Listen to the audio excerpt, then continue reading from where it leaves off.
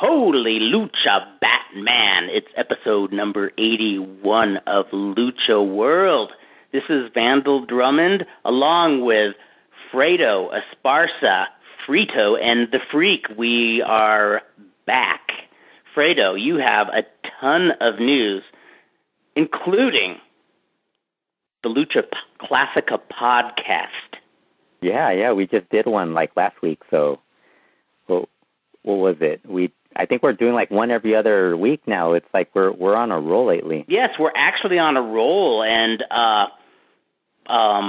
think people think we're doing the LuchaWorld podcast every 2 weeks, but it's like I think the fact that I do Lucha Talk, I just don't think we should have to repeat it. Because I mean, if you really want to hear a lot of the stuff we talk about, I think 2 weeks is fine. Like you could talk about a lot of Lucha. And absolutely. Then, like, that other show covers the TV shows and all that, so I think that's perfectly fine.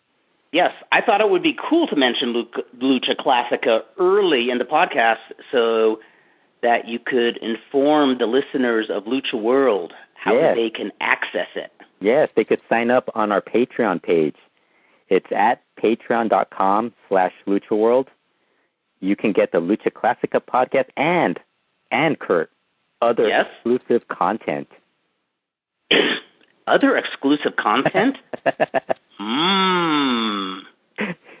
It's like how much more exclusive can you get with other? It's basically me just writing more stuff.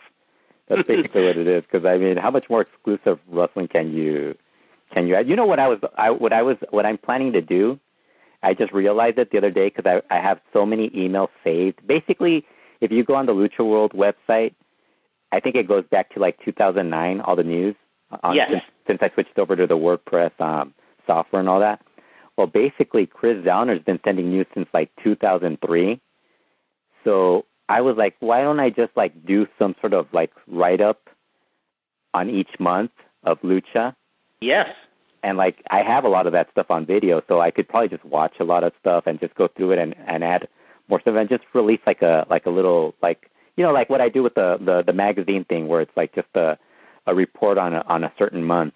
And we'll probably absolutely. do that. We'll add that to the Lucha Classica also. Yes, that's something you're going to be adding to Lucha Classica. Subscribing to Lucha Classica, there's going to be a lot of fun stuff in store, not just the podcast. This is going to be a fun thriller ride.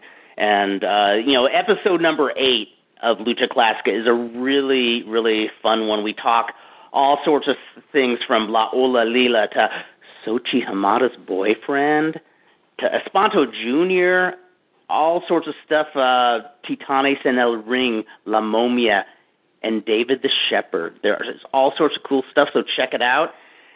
And this week, there's quite a bit of news to go around. Yeah, there was, we got more video footage of the Alvarado family destroying Ultimo Guerrero's Mustang. We actually have the footage. I heard mention there's footage, but there's actually accessible footage? Yeah, it actually was posted on a Facebook page, but I think that Facebook page removed it. But then whoever saw it on Facebook probably thought, they're going to remove it off this page.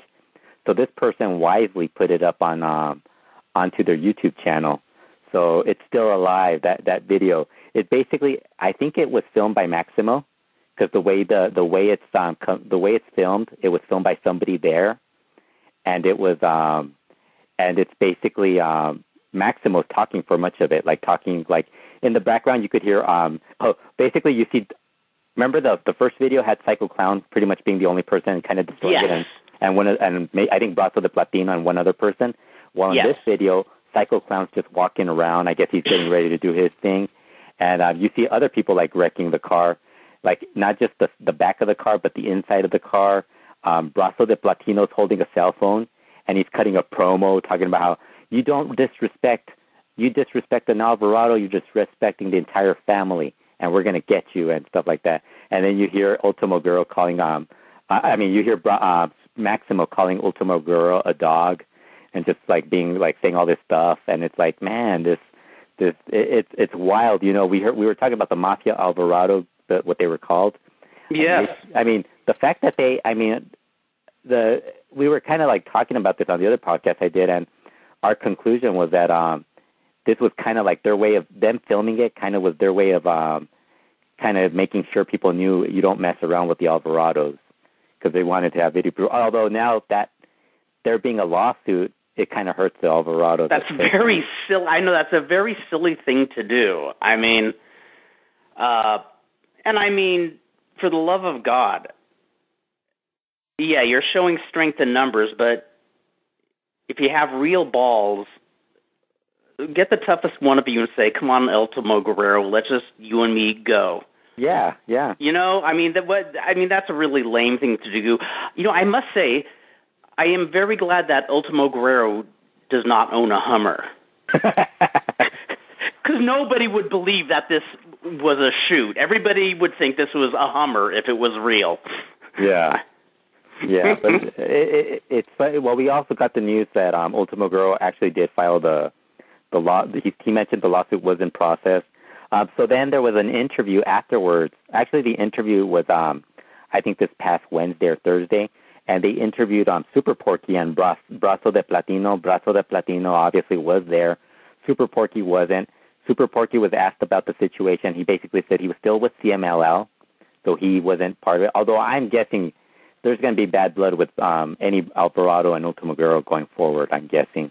I don't know if that's a good place for them to be right now, for any Alvarado to be in CMLL. Yeah, absolutely. So they basically asked Brazo de Platino, and he basically talked about how you disrespect one family member, you're disrespecting the rest of us, and this is gonna happen.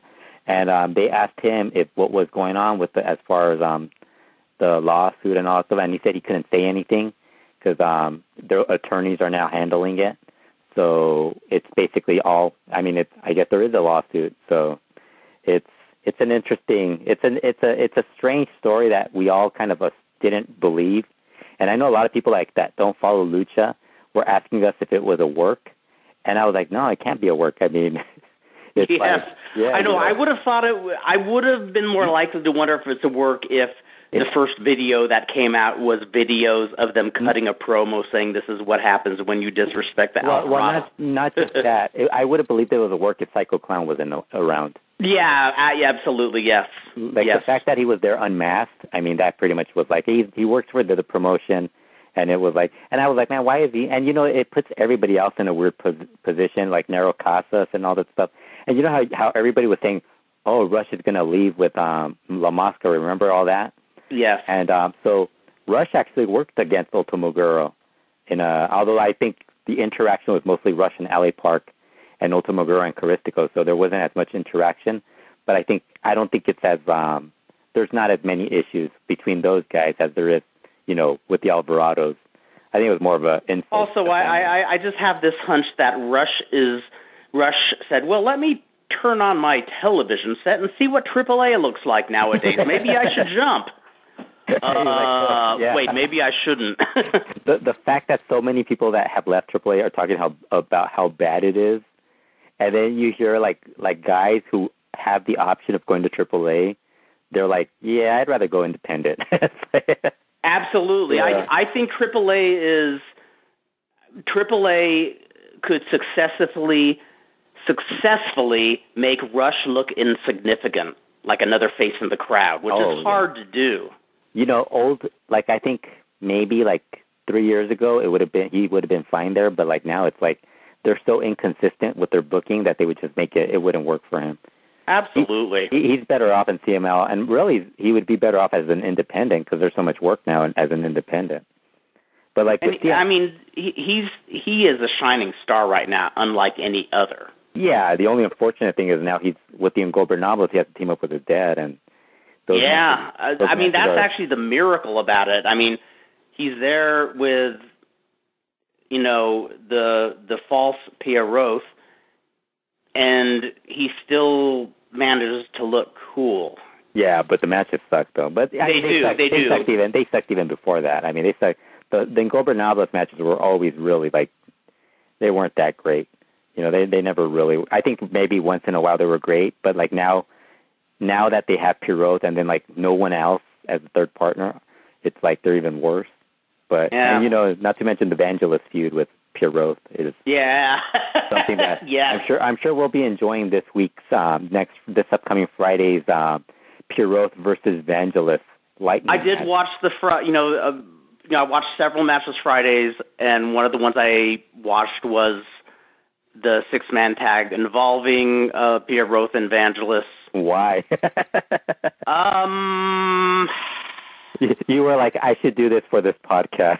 That's the best reason I can come up with. I mean, I will say Rush was a one-man wrecking crew. Not a one-man wrecking crew, a one-man performance in a 6-man match.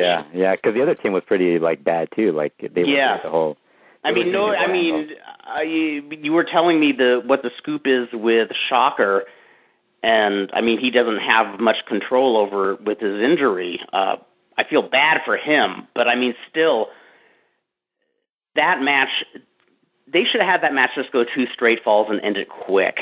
Yeah. And it just seemed like it kept going on and on for such a long time, too. So. And the only thing shining was Rush just strutting his stuff. I mean, he was a one-man show that night. And, Boy, I know Rush isn't going to change anything. The booking crew should do something. I don't know. Well, that ain't happening. Yep. Well, we could talk about all these bad matches that happened on Friday, but we're going to talk about the good matches. Yeah, let's go straight to those. Those deserve attention. You told me you watched the match Relampago, Dragon Lee versus Barbaro Cavernario. What did you think of that match? I loved that match. Relampago matches, you have to have a really bad one for me to hate a Relampago match. So, I'm a fan of the Relampagos, but this is one of my favorite, easily. Yeah, I mean, the only thing I was worried about was I think Cavernario did that DDT, like he did like a flipping looking DDT on Dragon Lee or something. Yes. And I was like, holy crap, he's going to kill the poor guy. That freaked me out. Yeah, I mean, if I was going to make one complaint, and I'm really not, that looks so devastating. That should have been a finisher. I mean, it's no big deal, but that looked so cool and so devastating. You should have saved it for a match. Nobody should kick out of that. Are you that was kidding me? Sweet. It's 2017. They got to kick out of everything. Yes, I can accept that. Yeah. I'm just being idealistic right now. So did you think but no, I'm not complaining because, man, the two of them, you're talking about two of the gold standards. Did you think it was going to end as a draw? I was wondering if it would, but I do know that Dragon Lee is getting like a supreme push right now. It just looked like it was going to end as a draw because I think like at the 9-minute, 30-second mark, I thought, okay, it's going to end as a draw. But then they had Dragon Lee win, which I thought was very, very impressive. It was a good match. I really liked it. I got to say, I could see a lot of the really hardcore fans saying, the quote you hear so many times when you have two really good wrestlers do an 8-minute match was, well, they didn't have enough time to really build the match. This was not the case. This was a great match. Well, you know what it was? It was basically a shorter version of their longer matches. Basically, that was like I didn't really like it. It wasn't at the level of those matches, but it was still good. I mean, but I didn't sit there saying, "Oh wow, I feel gypped." It wasn't long enough. I mean, they gave you a lot in those. Was it about 8 minutes? You got those matches earlier in the card. Where you're like, why is this match ending, man? It's like it's already gone on. And that's the beauty of modern television. You have a fast forward button. It's beautiful. It wasn't television; it was internet. Yeah, but I'm 55. It's still television to me. God damn it, it's still television to me. I like when people tell me they call it tapes, and I'm like, dude, it's not tapes. I think I still do that sometimes. Yeah, like it's DVDs, and then like it's not even DVDs anymore. It's MP. It's streaming, right? Yeah, it's MP4 files or whatever. It's like it's streaming. It's not. I don't know why I don't use the phrase streaming because it's a very cool verb. Yeah, it's streaming, daddy. Streaming. Yeah. The other match on that show that was really great was the final, the Gran Alternativa Final. Soberano and Caristico beat Ultimo Guerrero and Sansón. Really good match. I actually like this match. What do you think of this match, Kurt? Beautiful match. And let me just say two things. A, Soberano Jr. is one of my favorite wrestlers today.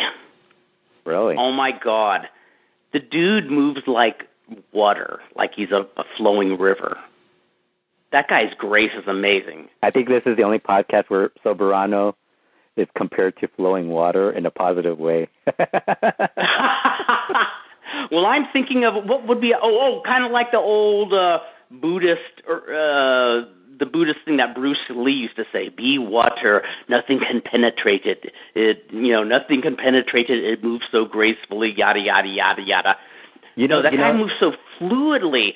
I mean, that tope he does, I know they probably have a name for it. I call it the Fosbury flop tope. That is just beautiful to watch. And, I've seen a billion, as people say, as Randy Orton would say, what did he say, jumping or flying or whatever bullshit. Mm-hmm.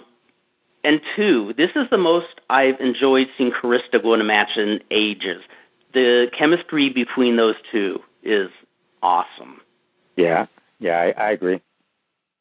And Ultimo Guerrero also made them shine. Yeah, I mean, really that's not saying that, taking anything away from them, but, he made certain when they were put over, they were put over. Yeah, it was weird. Sansón didn't seem to do as much. He didn't. I enjoyed what he did, but he was, if I was going to say there was a third wheel, he was a third wheel. Yeah. And that's not a knock on him, really. It's just... Oh, no, and I think he's pretty much already tailor-made as a trios wrestler, really. Yes. With his brother and his cousins and whatever other relatives that show up from the Dinamita family. I really was impressed with Ultimo Guerrero. I mean, we forget, because I think when we see him so much, he's on, I think at least, how many CML shows get streamed live? At least 3 a week.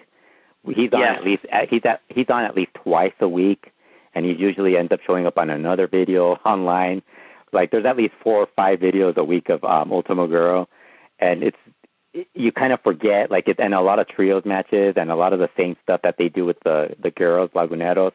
But when he's really motivated, he is so good. I mean, I think he's still amazing. I really like him. I do too. I'm really enjoying him a lot, and the reason I talk about him the way he put them over, it was in no way. I mean, there's a lot of guys in his position who will toe the line, saying I'm trying to put over young talent, and then they do it in a backhanded way. Well, that's not the case. This guy.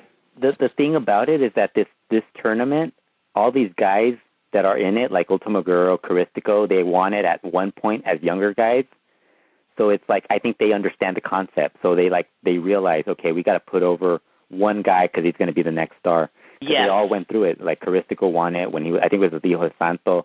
Ultimo Guerrero won it, I think, with I think it was Satanico or somebody. I can't remember who he won it in 1999. The fact that back then, that's a long time ago. So now they get to win it with other guys, the younger guys, and then the younger guys are supposed to be the next stars. And I think Soberano really does have that. He does, and he reminds me so much. He has that look of the 1970s luchador. Whenever I used to look in the magazines, like honest to God welterweight, not a heavyweight welterweight. Yeah, he kind of reminds me of Sombra before he started getting bigger. Yes. And that's what he reminds me of, and I think he'll get a little bigger at some. Oh yeah. Although you know what, I don't think he's going to be that big because his dad, Euphoria. He's not a big, he's a tall guy, but he's not he's not like a muscle guy, he's more of a... I hope he does stay as he is, because, I like that Dragon Lee is still Dragon Lee. I honest to God thought that Dragon Lee was going to be roided up by now. Yeah, he will be at some point. Not just kidding. He probably will, but, I really thought that it was going to happen by now.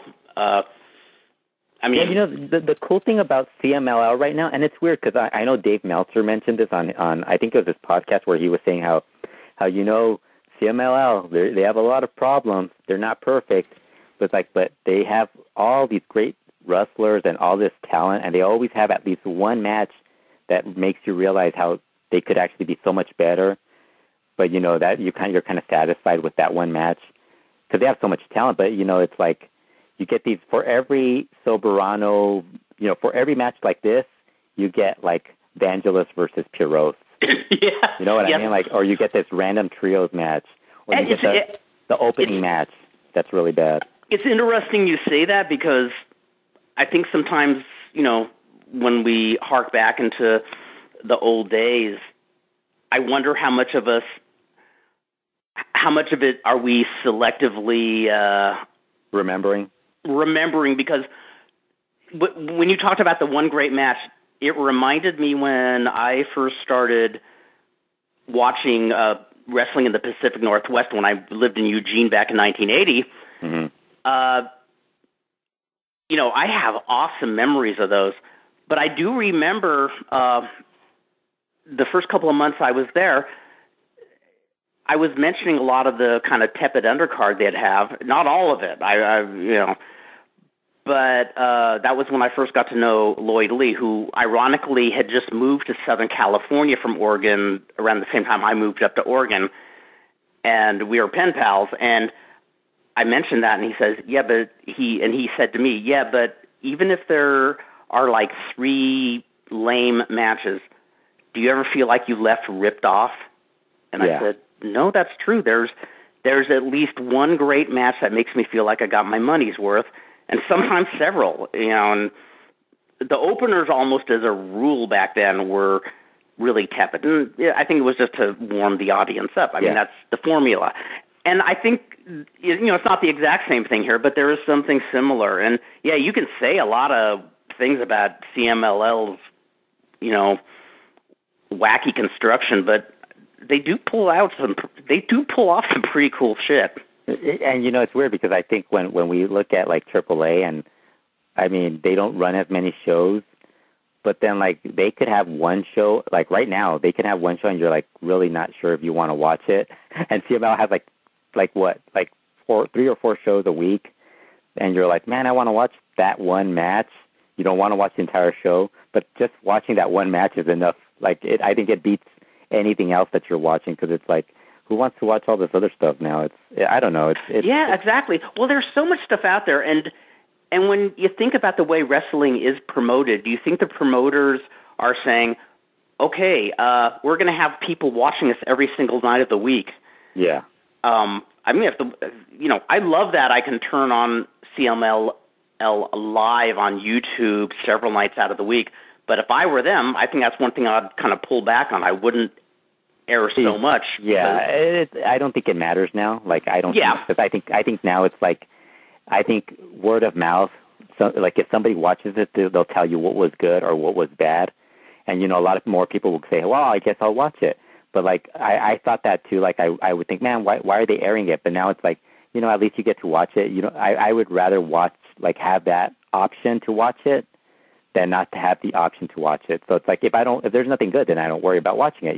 Absolutely. You don't feel like you've missed out on anything, but it's there. Because everybody, I think everybody forgets, not everybody likes the same type of wrestling. I mean, we could be talking about this one match that we liked, and I'm sure there's somebody in some, like, bizarro world that likes, Pierroth and Vangellys, or, like, the opening match. So it's like, I'd rather there be that option. I mean, I'm not going to watch every single, like, CMLL show. I'm not going to watch AAA, like, the entire show. I'll watch, like, the stuff I want to watch, and that's all I'll do. Unless I'm doing, like, a podcast where I have to watch everything, which, fortunately, I don't have to. Cause nobody's forcing me to watch. In all fairness, I guess I should try to sit down and watch a AAA show just so I can put my 2 cents in firsthand. Last time I tried that, boy, was that a disaster. It was the famous Triple Mania. Oh yeah. So that was that one worst major show of the year. But maybe I should give it a try just so I can say it firsthand. Well, I've been avoiding it like hell. You're going to end up watching it and regretting it, Will I be like Malcolm McDowell in Clockwork Orange, where I have to be strapped down and my eyes are pried open? And you probably will have to be like that. You'll be playing Beethoven's Ninth as I'm screaming. Every time I see because I always get asked by people, "Did you watch AAA?" It's like I have to write the report for the results. So just looking at the results, once you've watched wrestling for like 30 plus years, you kind of know what's good and what isn't good. So it's like if I've seen these guys wrestle at least 5 times, I know it's not going to be a good match or it's going to be okay. So it's like I'm not going to watch Poder del Norte versus like Random Trio or something like that. Or like I'm not a big Psycho Clown Pagano fan, so it's like I don't have to watch their stuff. Yeah, so like it doesn't really bother me. This past Sunday, I don't think you weren't home, right, on Sunday? Father's Day? I wasn't. Okay, so Father's Day, 7 minutes before, about 7 to 10 minutes before CML show is going to start, they tweet out a message. They sent out a tweet saying that they're going to live stream the Sunday show for all the fans. And yeah, so like I said earlier, the good thing about it is we got to watch Marco Corleone's first title defense versus El Terrible, so that was worth it. And we got another mascots match, Micro Man and Gallito versus Mije and Zacharias at Perico. We got another one of the matches in that long running feud, that rivalry. And then we got a bunch of matches that, you probably don't really have to go watch. Yeah. But Marco versus Terrible was really good. I know the last podcast we did, I think we did the day that Marco won the title. We were talking about how he was like the one guy who probably should have won it just because there were so many Rudos in the match. So I actually like the fact that he was able to beat Terrible. And, Terrible always gets forgotten by CMLL and by all the fans. I agree, including really myself. I hate to claim ignorance on this level, but it's not until the last about 2 months when I realized just what an amazing worker he is. I love it's his not work through all these wild physical technical moves. He can do that, but he knows how to sell it to the audience. Yeah, I like his work against smaller wrestlers, but here he wrestled, obviously, Marco, taller guy. There was this really cool spot where Marco, I think you've seen a Marco match, right? A Marco Corleone match? Yes, I have. I love Marco Corleone. I'm a big fan of his. When he does that push-up spot on top of his opponent? Yes. So he was doing that on Terrible in the first fall, and Terrible grabbed his arm and turned it into an armbar submission. Oh, that's cool. The Blue Panther armbar submission, and he won the first fall, and then afterward, Marco ended up winning the match. But I really enjoyed it. I mean, it's not like these guys aren't going to get like the 6 1/4 star rating that Dave Meltzer gave those other guys. But I thought it was a pretty good match for heavyweights. I mean, anything over 3 stars, I think is okay. I mean, I agree. I'm not looking for every match to be a blow-away match. The purpose of wrestling is to get over with the live crowd at the time. It's great if you can get over with the hardcore fans. That's awesome. But the purpose is to push the box office and the popularity to the live crowd. Yeah. What was I going to say? And the other person that won a title that we missed out on was Niebla Roja. Won the CML World Light Heavyweight title in Arena Coliseo, and I think it was good just because he's in that feud with the Guerreros, Laguneros, and I think you really need to start pushing that guy, and he had to get a win at some point, and I thought that was worth it for him. And he has a really I have not seen much of him, but he has a real charismatic presence. Yeah. I mean. And he's looked good in the matches. I think he's a lot better than La Máscara too. So that's the other thing that helps him. Well, what we were talking about a few weeks ago, what's it going to be like with Bobby Villa, La Máscara, and Maximo Gon? I like the crew they have right now. Yeah. I mean, you basically have Niebla Roja replaced him and Marco replaced Maximo. Yeah, I'm happy with it, to be honest with you. Well, you don't really lose much because, I mean, them to move up, and then they have Soberano and Sansón have been working on a lot of the upper card matches. So really, you're not losing. The only time you really lose out is when Volador and those guys all end up going somewhere else. Yeah. And you're like, oh, crap, or you know when you're going to notice it? When it's Fantastica Mania. Although even then, I mean, it doesn't really matter.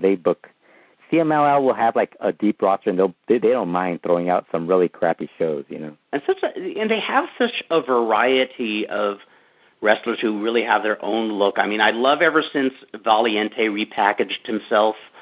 I mean, he has a cool look all unto his own. I don't know. I think they have the most standout crowd of luchadores in several years, easily. Yeah, so the other match that was on that show was Micro Man and Gallito, still remaining undefeated. Yes. Over the Mije and Zacharias Evil Rudo tag team. This match, they basically had these little guys wrestle 17 minutes. I mean, the poor guys, like by about the 10-minute mark, they were just blown up. They were just like really tired. I was going to ask, do they still seem as inspired as they did in that match in early May? The one that it's not as good as that, but it's still like they're entertaining. But like I said, it's like I think they gotta like they did do some stuff that was different. Well, like in the previous matches, they would have Zacharias focus more on him working with Micro Man. Mm-hmm. And Mije would work with Gallito. While in this match, they had Mije working with Micro Man, and they had Zacharias working more with Gallito. So you got to see Mije bully a guy who's like half his size. But the highlight of this match, okay, so basically, well, there's a couple of highlights. Gallito and Micro Man do dives off the steps, the third and fourth step of the entrance ramp. Yeah. And then late in the match, Mije tries to put Micro Man in La Tapatía. Oh my God!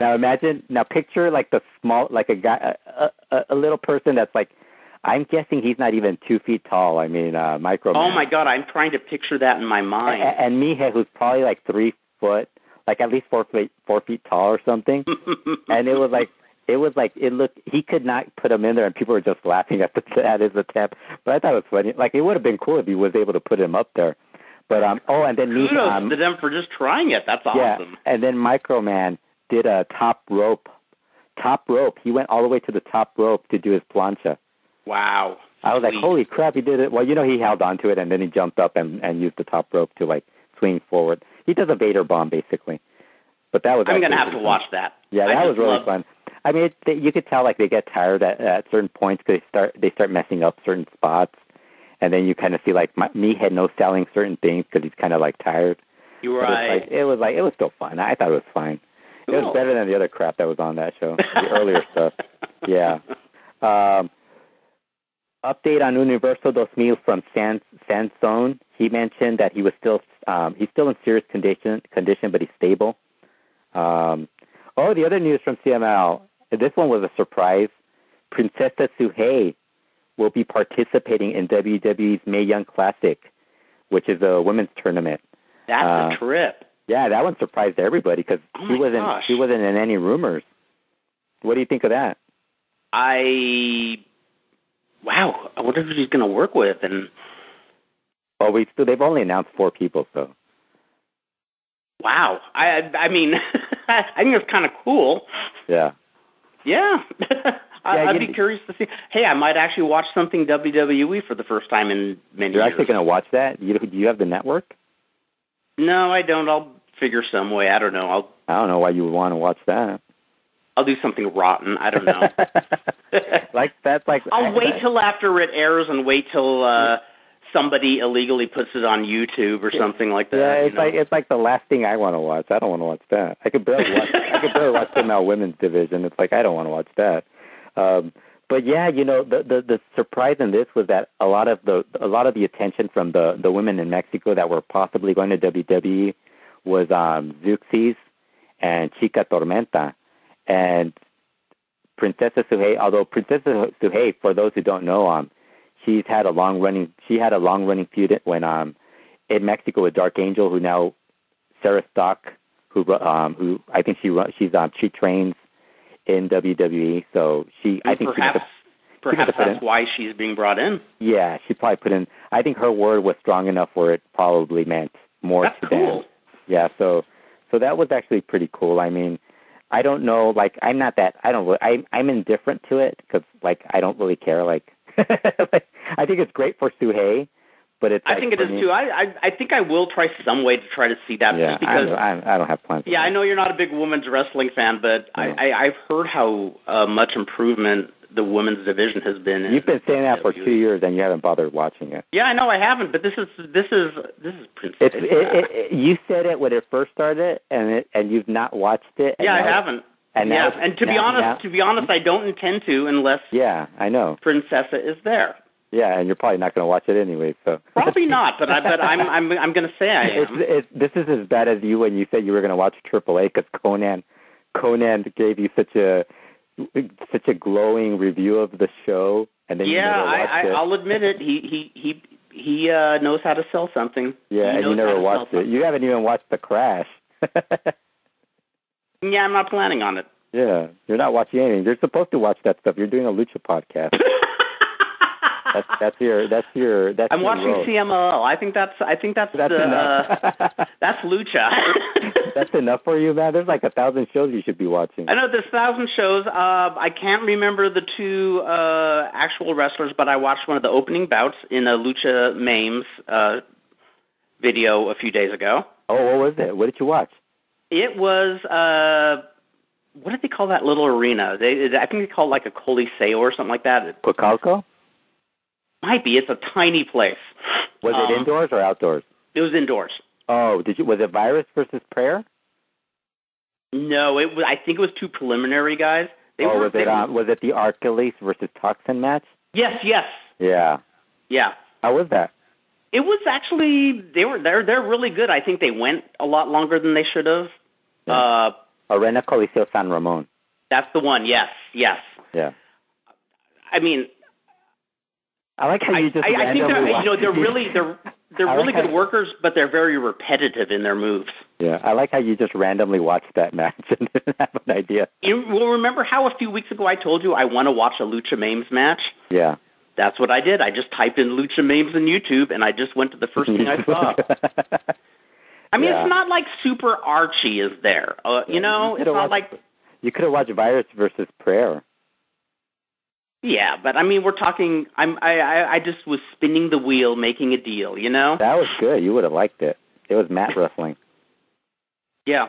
And like I said, I like these two guys, but they seem like two guys who know a handful of moves really, really well, and somebody told them, okay, go for 30 minutes, and they kind of keep repeating the same things over and over.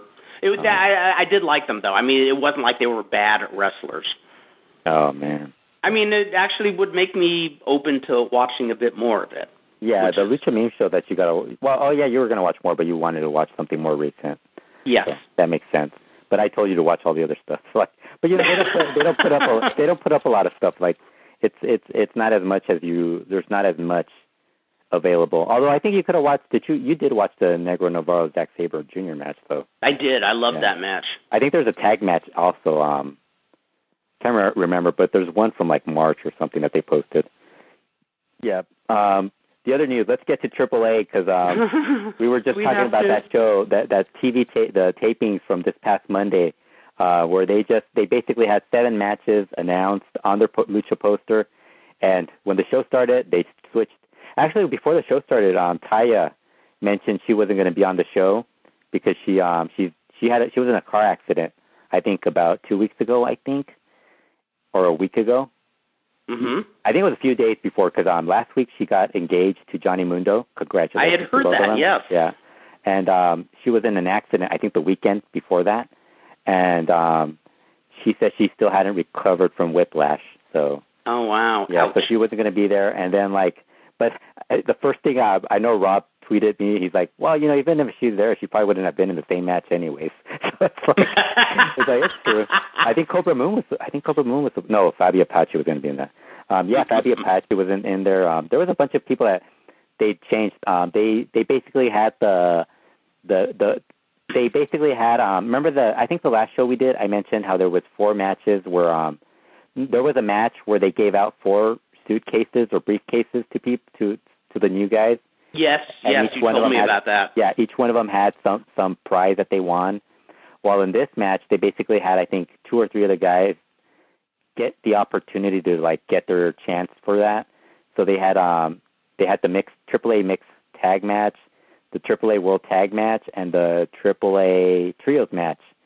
And the mixed tag did have a title change because the titles were vacant, and it was Niño Hamburguesa and Big Mommy that won the titles. How excited are you about that, Kurt? Okay. You're like, who are these people? I feel like I'm a little kid, and when we get to the AAA, it's like the little kid at dinner who has to eat his lima beans. And I'm sitting here like I feel like I'm listening to lima beans talking to me, and they're grainy and coarse and awful. And we just had like a gourmet dinner with CMLL, and now we have this. Yeah, I think that was the only like big news from that. Oh, the other big news, Kurt, get this. Pimpinella was attacked by Averno, and guess who made the save for him, making his AAA return? Gato Ever Ready? No. Shit. Sangre Chicana. What? No way. Yes. Well, he was. It was. Now I'm going to have to watch. The show was in Nuevo Laredo, which is where he was at right at that time. I think he's going to be. I think he lives in that area. But God damn it! Now I have to watch them. How excited are you about Sangre Chicana coming back to AAA? Totally jazzed. Shit. It's funny because people were like telling me, yeah, but he's great. He was great, and I'm like, yes, he was great in like 1980s. Well, and I bet you if he went to someplace like IWRG or CMLL, they could at least. No, Sangre Chicana. I mean, no, he wouldn't look great, but. Have you seen a picture of him? Yeah, I have actually. Yeah. He. I hate to say it. I really love his work from the past, and it's kind of painful. Yeah. The thought. I mean, Pirata Morgan doesn't bug me. He's still cool. He sucks in the ring too. Yeah, but I mean, I wouldn't say that to him face to face though. I know, but it's like, remember when we saw him 2 years ago in El Monte? Yeah, but he was working La Parca. Remember Alley Park? So I remember that. Yeah, it wasn't that bad. And he didn't do all that much, but he still is cool. He's still Pirata Morgan. I don't think Sangre Chicana can really pull that one off. Yeah, I'm guessing maybe he'll just be there for like some one-shot deal. I can't imagine them like booking him. Although you never know with Vampiro and the other people running. Oh, they should do like a special referee instead. Yeah, or something like that. Yeah, I don't know. Well, I mean they're still pushing Pimpinella, and I mean it's 2017. I mean, yeah, and I'm a big Pimpinella fan. But you gotta probably wind it up too. Yeah, you gotta like. It's just really weird. Their booking is very strange. Yeah. Now Cassandro as far as the exotic goes, Cassandro blows me away that he's still going. Is he still wrestling? I don't think he's wrestling as much now. Yeah, not as much, but I mean. I think with all the injuries he's had, he still was bringing it on. Yeah, I think he's out. I think he's out right now with an injury, isn't he? Like he had an operation last year, like early in the year or something. I can't remember. Yeah, I haven't really kept up with it. The other AAA news, we could skip through the rest of the tapings. It doesn't matter. They'll change it by the time it'll air like weeks later. Coming up will be a AAA show featuring wrestlers. Yes, we don't know which ones. 32 stars will be on this show. Just have everybody picture. These guys will be here. We don't know where they will be, but they will be here. Oh, my God. Did we say 32? We meant 23. Yeah. Sorry. Conan on his podcast mentioned Jeff Jarrett wants, for Slammiversary, he wants LAX to face a AAA team, and his choice is Drago and Aerostar, which would be a great tag team match. The only problem there is Drago and Aerostar also work for Lucha Underground, and I don't think that's going to happen, just because I think Slammiversary happens in July, and Lucha Underground is still airing their season 3 at that point, so I can't see them.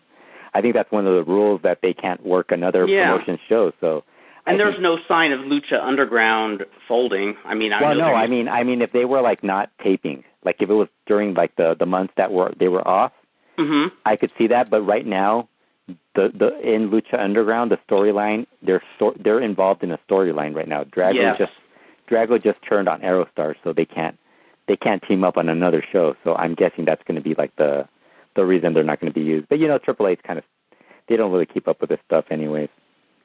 So have you been watching Lucha Underground? No, I haven't. Is Jeff Jarrett going to go on there under another name too? What? I don't know. I mean, what did you say? I was wondering if he's going to bring in Drago and Aerostar to AAA, maybe we could bring Jeff Jarrett to Lucha Underground under a different name. But to be quite honest, Jeff Jarrett... I don't think we want that. I got to be honest. I'd be a lot more excited to see Jerry Jarrett get back in the ring. Yes. I would. Yeah. The big angle in Lucha Underground this past show, basically, if you haven't been following, Cage was given this glove that has power. And cool. It has electricity and all this stuff. They do a lot of CGI stuff with it. So Dario Cueto wanted him to go talk to Congressman Delgado, who is played by Lorenzo Lamas. No way. So he went. Oh, that's awesome. So he went to his office, and Congressman Delgado was they was telling him how he had to do things for them because he's got the glove and it's giving him power. And what ended up happening was Cage basically punched Congressman Delgado's face and destroyed his entire head. His head exploded. No way! Yes. You see the body, and then you see a bunch of guts, and then you see an eyeball, and Cage steps on the eyeball as he walks out. Oh my God, that's awesome! Yeah, so that was the end of that show. But they're basically doing this. They're following the Lucha Libre tradition.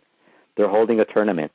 It's called the Cueto Cup. This was Dario Cueto. He was on a show the previous week. He was on a show and he was saying how he was going to do something new, something innovative. He had a great idea, something that's never been done in pro wrestling. And he's like, it's a 32-man tournament, the Cueto Cup. And I'm like, dude, we've already. What? Yeah, but it's good. I mean, I don't mind because it's just them putting up matches. But right. But it ended up the first week, a lot of the matches weren't that great. They were just okay at best. But it's Did they go quickly, though? I mean, does it... Yeah, 10 minutes each match, so it wasn't so bad.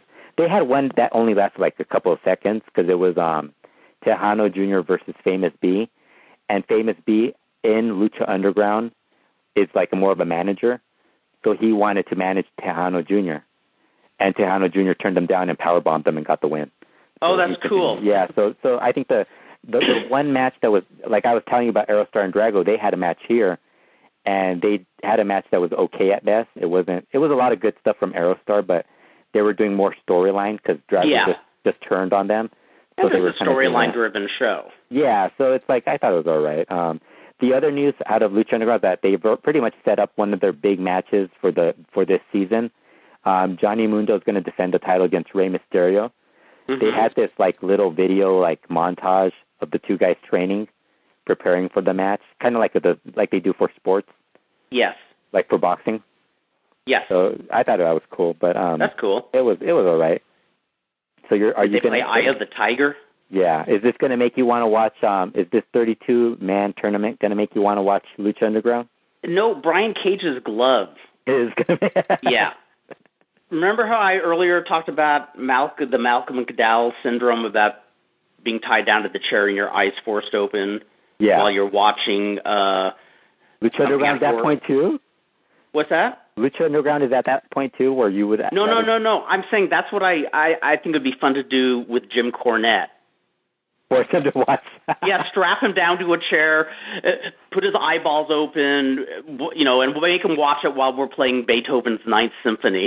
Yeah, I was going to make when I was going to on the Lucha Talk podcast, I was going to make this remark about Marco Corleone winning the title and congratulating him on behalf of MLW Radio Network. All of us. But then that would be great. Yeah, I just did it. I was like, they don't listen to this. Marco Corleone would be my favorite wrestler in the world today if he took the mic after winning it saying, I want to dedicate this to Jim Cornette. for believing in me my entire career. That's yeah. That's right. Yeah. Yeah. So the other news in Lucha, and I think this is something that I think you probably would enjoy far more. I think a lot of our listeners would enjoy. And I think it's something that people should, like, if you could read Spanish, although I think the only problem is sometimes these stories are not PG or G rated. They're pretty close to beyond R, like the last one. Oh, okay. Cibernetico, you should give Cibernetico a follow on Twitter. I think it's at Ciber Elite. Ciber Elite? Yeah, I think Ciber Elite. Because remember, he went to, the other one was AAA. I think he had AAA. It's the one that, okay. So if you go to it, it's the one that has the most recent tweets, because the other one I don't think he uses at all. So basically what he's doing now, he's telling stories, just like he calls them anecdotes of his career. Uh-huh. And, usually like when he first did these, he wouldn't tell you like who he was talking about, and there was no conclusion to it. Well, now he's decided he doesn't give a fuck, so he's going to tell the entire thing. So he told the story of he went to an airport. It was during the days when they were when he was in AAA, mm-hmm. and he was traveling with a luchadora as a companion, and they were going to go to the show in Tijuana. I think they were going to Tijuana or coming back from Tijuana, but he had to go to the restroom, so he told the luchadora to save him a spot when they get into the airplane. So he gets back. He sees that the line's gone. He goes into the airplane, and he doesn't see he looks for the girl that's with him, and he notices that she didn't take care of a spot. Like she didn't keep a spot for him. So he kind of tells her, "Hey, I told you to keep a spot." And she's like, "Well, that's your problem." He basically said that they had already had like an argument prior to this. So he was very disappointed. He was kind of upset at her. So then the stewardess, the flight attendant, shows up and tells them, "What's wrong? What's going on?" And he told, "Well, I don't have a seat now." So he's like, "Oh," she told him, "Well, you know what it is? We sold so many tickets for this portion of the plane that we're going to have to find you guys different seats." So he ended up getting a first class seat, and the other person that was there was another wrestler that got a first class seat also, and it was Charlie Manson. So both of them got pushed forward up to first class. So Cibernetico is very happy because in first class they got wine, they got water, they got everything. So while this is going on, the girl, the luchadora, goes over and complains, and she's like, "Hey, what are you doing up here? You should be sitting down there with me and the low level people." And he was like, no, I'm fine here. Look at this. I got wine. I'm relaxing, and all stuff. You leave. So then the flight attendant comes over, and she's like, "Is there a problem?" And he's like, "Yeah, this crazy lady doesn't leave me alone. I mean, she should be sitting over there." And the girl's like, "He should be sitting with me. It shouldn't be. He shouldn't be here. He doesn't belong here." And the flight attendant explained to her that they moved these two guys to these seats because there was no more room in the other section. So then Cibernetico tells the flight attendant, "Hey, I don't even the flight attendant asks the girl like what's going on, like just keeps trying to get her like to leave." And so she tells her, "Well, I'm not going to leave because he's supposed to be over there." And Cibernetico's like, "I don't even know this lady. Why is this crazy lady bothering me?" So the flight attendant finally tells the luchadora, like, "Go sit in your seat, or else I'm going to have to tell the pilot to come down here and tell you, to put you down or whatever, or like get rid of you or whatever." And so she finally leaves, and Cibernetico tells the flight attendant, "You know what? Since I'm in a good mood and I want to be the better person, why don't you take some peanuts to that girl, that crazy lady over there?" So he ends with the final tweet he sent is he's like, "Well, that was this week's anecdote, and I would like to give a shout out and a hello to Estrellita, wherever she may be." Oh my God! No way! Yes. So then the second story. God! The second story. It's about the AAA TV announcers. And he was talking about how one of the AAA TV announcers, all the AAA TV announcers, after a show, they went to a club, They had their drinks. They were hanging out with women, all this stuff, and they left. They went back to the hotel where the announcers, the AAA crew, the wrestlers, everybody was staying at that hotel. So the wrestlers noticed that one of the announcers showed up with a female, and they were just like, being wrestlers, what they do? They go over and they go try to listen, on the outside of the hotel room to see what's going on. And what they hear is the TV announcer talking, doing sweet talking the girl, and all of a sudden they hear some silence, and they're like, "What's going on? It's silent." And then all of a sudden they hear like this. It's not sweet talking anymore, and now it's very serious talking. And then later on they like so that's all they hear. And then Cibernetico mentions, "Well, what happened was the lady wasn't a lady; it was a man." so then he says, "Greetings to Andres Maronias, wherever you may be." I was like, "Oh my god!" Oh, that's hysterical. Yeah, I thought it was going to be Arturo Rivera, but it ended up being Andres Maronias. Oh, that's great. I found Ciber Elite, and I am following him. Yeah, he's great. That's he should awesome. have his own podcast because I think he's like so like out there, like he doesn't give a fuck. But it's not like Conan. Like Conan sounds bitter.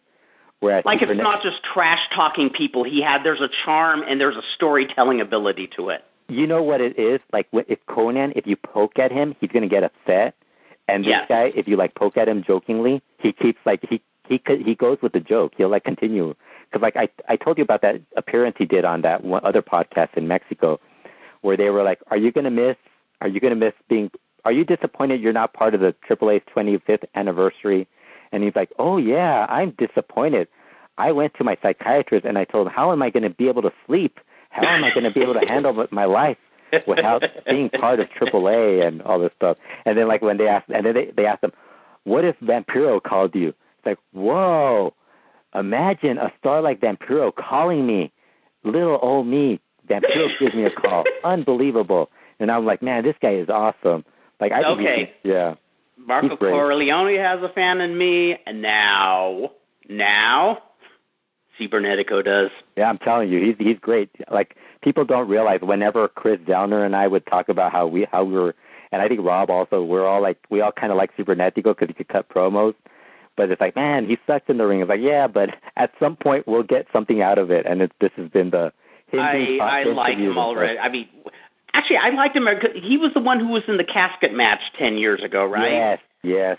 See, I liked him then. I just thought that was, and I liked AAA at the time too. I thought that was so inspired, Yeah, that was really. See, like now, I would give, like if whoever's running Lucha Underground saw that, they would be like, oh, they're so much better than whatever works. Yeah, exactly. They'd have an identity crisis if they saw that. They wouldn't admit to it, but it'd be so much better. Like if they had whoever was doing that stuff for AAA and Lucha Underground. Yeah, so that's the big indie news from Cibernetico. Like I love it. Time. The other news, Rey Escorpion, he is now teaming up with Maximo and La Máscara on the indie scene. And he has now joined La Máscara's Ingobernables group in the independent scene. So I think if you remember, that was one of the issues La Máscara had with Rush when Rush brought in Rey Escorpion. But I guess now that he's an independent, he really needs a really good worker, and Rey Escorpion is really good. Yes, he is. Yeah, so I really like that. I've heard good things about Maximo in the independents, where he's actually like. He does the exotico stuff, but he's also acting like more of more of a thug. Oh, really? Yeah. So that'd be an interesting twist. Yeah. I mean, it's very apropos considering everything that went on. Yeah, I think that's why he's doing that, because he knows like they're because like I told you, remember that one time they said take care of your cars and all that. So I think that's also it. Let me see what else. So you watched that one Lucha Memes match. I watched Virus versus Prayer, and Prayer is somebody that I've been wanting to watch for a while because he's been getting a lot of like attention from the Puebla indie scene. Yeah, and, I thought he was going to look like very religious, like a masked guy, and he's just like a regular Mexican dude. But he was really cool. Like I thought he was really good. Although That's I think cool name. I think he must have had like a different gimmick. Like he probably had a mask back in the past. Yeah, but but this match with Virus is really like a very mat-based, very hold for hold type of match. So I think it's a match that a lot of people aren't going to be into if you're like into high flying and stuff like that. Right. But if you're into like Negro Navarro and all that stuff, Solar, I think you would like this match. It was really good. Oh, okay. Yeah. Okay, I'll have to check that out then. Yeah, and then there's the Lucha Memes MDA, the 12-man match. It's a 6 versus 6 match. It was the opener. You'd probably hate it because it was a lot of crazy dives. Mm-hmm. And it was like some of it was like I think the only difference was like the because it was basically Puebla versus Charo team, which is Lucha Memes. That's the Lucha Memes group, and the Puebla guys, they weren't really at the level of the Lucha Memes guys. Like the Lucha Memes guys, they were already guys who team up regularly, so they kind of seemed a little more polished. Where the Puebla guys were like just a bunch of random. I think 2 of them were tag team, but everybody else was more like just we need to have Puebla guys. Let's put these guys together. And I thought it was good, but it wasn't as great as I thought it was going to be. Very cool. But it had a lot of cool dives. I will say it had a lot of cool dives. Yeah. Okay. So, well, I have to check out more Lucha Memes rather than just a random one. Well, you got to watch some of the other stuff. I think we're getting a lot more stuff, like, because people, like, with the Crash and then, like, the whole indie scene, there's more people, like, filming stuff. So I heard that Alley Park Caristico versus, what was it? Alley Park, I think it's Alley Park Caristico versus Ultimo Guerrero Rush, or I think it's the other way. It's one or the other. I can't remember how it is. But they had a really good tag match also. So very cool. That sounded like apparently like Rush and Alley Park do their crazy brawl. Which I loved. While Caristico and Ultimo Guerrero at one point, I guess somebody decided to start playing on music during their match, and Caristico was dancing, and Ultimo Guerrero was totally confused with what's going on. So I'll have to check that out. But I mean, there's so much stuff to watch nowadays that you can't go wrong with any of this stuff. There's no shortage. There's always something to watch now. Yeah, and LA Park is celebrating his 34th anniversary on, I think, this Sunday. So that's something else. I think weird to think it's been that long. No, I think it's July 1st that he's celebrating it. But it's like he's all over. Like he's all over the place on the indie scene. Like they just announced that him and Rush are having another singles match on July 29th. Mm-hmm. So that should be great. I love that one brawl that you recommended to me. Yeah, like from that was February fun. or March or something. Yeah, I mean those two guys just have great matches because you get a sense like they know how to build up like that. They hate each other like that you get that from those two guys. I thought you were so spot on that it reminded you of the Bruiser Brody Abdullah the Butcher feud on indie shows back in the 80s. Yeah, because you and I think these guys have to do it a little more just because Rush shows a little more like his facials are always like he's an asshole and he hates somebody, so he uses his face a lot to like express his dislike for LA Park. And when you have somebody who is loved as much as LA Park. Yeah, so I think that's really a hot feud. And I like the fact that LA Park is like he's like a rebel, like he's the ultimate rebel in wrestling. Like he doesn't follow anybody's rules. So I dig that. Usually I do not like people like that. I usually think they're goofs, but this guy is still making a living. He's I was totally gung-ho when he I think it was when he last left AAA. I can't remember if it was AAA or CMLL, and he announced, "I'm a hippie." I said, yeah. This guy is cool. Yeah. Bonafide cool.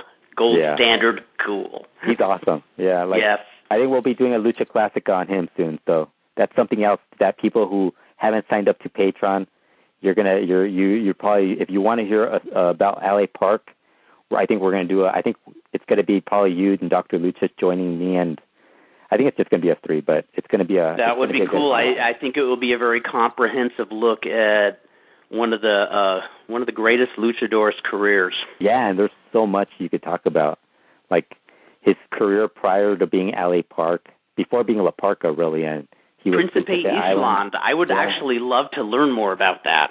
Yeah, apparently, and we talked about it the last Lucha Classica. We talked about he had a title match for against Rey Gestas where he lost the match, and Conan came out to defend him. Apparently, Principe Island was somebody, like, even when he was young, people were already thinking he was going to be really good. So I think that's... Yeah, I remember, because when he was in UWA, I remember he got rave reviews. Everybody said he was Connect's brother. Is he any relation, or is that just hype? Yeah, because I remember the other thing I found out was, like, I didn't realize he was, like, one of the Invasores. Remember the tag team from, like, the Monterey area? I did not know that either. Yeah. I was like, wow, I didn't realize that. Is there footage from his Principe Island days? Yeah, the one match from CMLL. From EMLL. Okay. Yeah. That'd be kind of cool. Yeah, then we could talk about Volador Jr. saying he never saw that. Remember he told us, like, that was the first thing he said. He's like, you know, I never saw Principe Island. I never saw... Because I asked him if he had ever seen his dad wrestle when he was Remo Banda, and he's like, I never saw him wrestle as Remo Banda. I never saw L.A. Park when he was Principe Island. And I was like, wow. But he was like, I mean, he was a kid. I mean... when you think about it, I think that's what makes me feel so old is... I think he's 30. Wait, how could you not remember that, Volador? You're a grown-up... Oh, yeah, you were a little kid back then. Yeah, because I think he's 33, 34 now. Yeah. So, yeah. It's weird being in my 50s and thinking about how time flies so fast, especially when I've kind of... I've kind of stayed a kid in so many ways. Yeah, it's very bizarre. Well, it's like we were talking about whenever we talk about stuff like that happened, it's like, didn't that happen recently? And it's like, oh, it happened 10 years ago. It's like, holy shit, really? It is weird how fast time flies. Like I was saying when I was thinking of doing that stuff with all the Lucha reports and all the stuff that I have on video and stuff. It's like 2003. That was like 14 years ago. It's like, that's already classic.